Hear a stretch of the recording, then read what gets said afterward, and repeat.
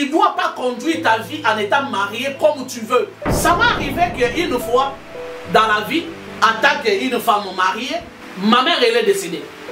On était au nombre de 6. Mon frère qui nous a quittés. Et au reste, on est maintenant au nombre de 5. Bien aimé dans le Seigneur, dans le nombre de 5 enfants, là, ma mère, il a mis seulement au monde sa seule et unique fille. Et c'est moi, qui est la personne que je suis en train de vous parler. Qu'est-ce qui s'est passé? Je suis venu en Europe au nom du mariage. J'ai fait 19 mois en Europe. Ma mère, elle est décédée. J'ai pleuré comme je n'ai jamais pleuré sur cette terre. Je n'ai jamais pleuré quelqu'un la manière que j'ai pleuré ma mère. Parce que je le voyais, elle a été tout pour nous. Elle a été là pour moi. Et surtout, j'ai pensé à ma mère, surtout, quand ma mère, et donc, elle faisait tout pour moi. Toutes ces choses-là, ça défilé dans ma tête. Et la personne n'était même pas malade. Bien aimé dans le Seigneur, moi, j'ai parlé avec ma mère un certain vendredi. C'est elle qui m'a appelé. On a commencé à parler au téléphone, on a parlé. Jusqu'à ce que moi, je lui ai dit, maman, garde tes unités, moi, je vais te rappeler demain. Ma mère, elle a dit, ça va, d'accord, il n'y a pas de souci. Mon mari aussi, il était à côté de moi. Je l'ai passé même, il m'a dit, passe-moi, maman, je vais lui dire bonjour. J'ai donné, je l'ai passé le téléphone. Il a salué ma mère. Et puis il a promis même à ma mère, ah, maman, le lundi, je vais t'envoyer un petit rire. Maman, elle a dit, papa, que le Seigneur te bénisse, il n'y a pas de souci. Bien aimé dans le Seigneur, pour que nous puissions arriver demain samedi, à 6 h du matin, on a appelé mon mari pour l'annoncer que la maman de ta femme, elle est décédée. Elle a été là pour moi. J'ai pensé à ma mère, c'est tout. On avait un téléphone fixe dans la chambre. J'ai entendu, j'attendais maintenant que sa réaction. Qu'est-ce qu'il veut faire? Il veut me mentir parce que moi-même j'ai entendu. J'ai dit, dis-moi la vérité. On t'a annoncé quoi? Dis-moi la vérité. C'est là où il n'avait pas le choix. Tout de suite, il a compris que. Donc j'ai tout entendu. Il n'avait pas le choix. Il m'a dit que on vient de nous annoncer que maman, elle est décédée. Moi, j'ai dit, quelle maman? Il a dit que c'est ta maman. Bien aimé dans le Seigneur, vous pouvez comprendre à ces choses. Jusqu'à ce point. Il y a une personne que tu as parlé hier avec. On t'informe que de vendredi à samedi, à 1 h du matin, la personne est décédée. Et à cette époque-là, on était à l'école de Dieu. On était en train de traverser des temps difficiles. On était dans l'enseignement de Dieu. Dieu était en train vraiment de nous enseigner comment nous devons marcher avec lui. Mon mari m'a fait asseoir.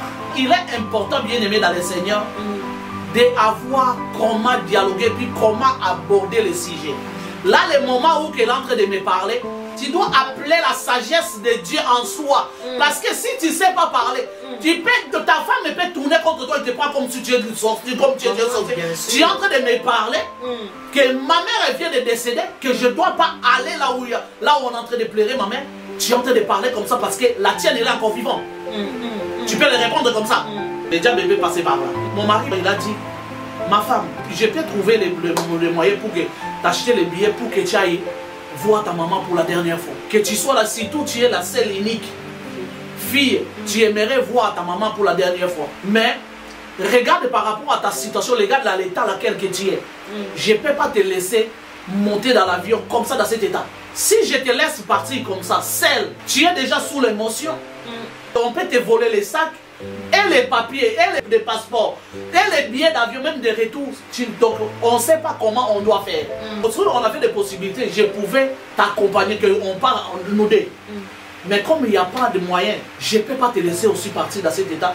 Parce que ton papa, il a aussi besoin de toi. Tes frères aussi, qui sont restés, ils ont aussi besoin de toi. Bien aimé dans le Seigneur, tu dois te marier avec un homme qui est responsable. Quand elle m'a parlé comme ça, moi je viens de perdre ma maman.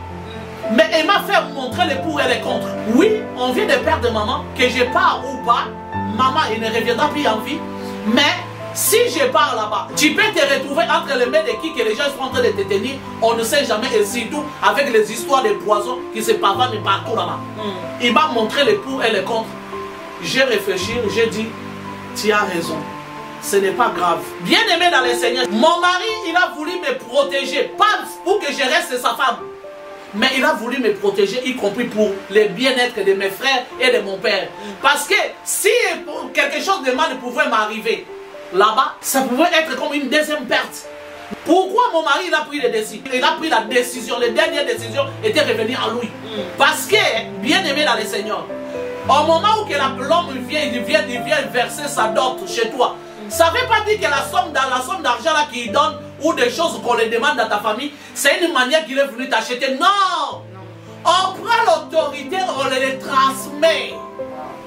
Donc à partir d'aujourd'hui, la dernière décision de notre fille, c'est toi qui vas le prendre. Il a agi sur ce fonctionnement-là. Donc j'ai droit de te protéger. Il y a d'autres choses bien aimées dans le Seigneur. Parfois d'autres personnes ils peuvent se retrouver dans des problèmes. Tu es parti là-bas bien aimé dans le Seigneur. Peut-être ton mari t'a pas donné l'accord.